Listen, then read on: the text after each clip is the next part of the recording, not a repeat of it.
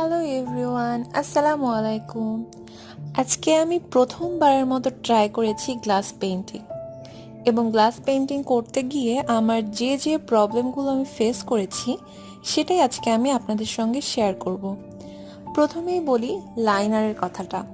Liner করতে গিয়ে আমার যেটা হয়েছে, কোথাও একটু বেশি পড়ে যাচ্ছিল, কোথাও একটু কম পড়ে যাচ্ছিল। আর যেখানে কম পড়ে গেছে সেখানে রং করার সময় রঙগুলো বের হয়ে গেছে, আর বাবলসও বের হয়েছে রং করার সময়। যখন আমি কালারটা দিচ্ছিলাম তখন দেখলাম যে বাবলস আসছে, আপনারা খেয়াল করলে দেখতে পাবেন।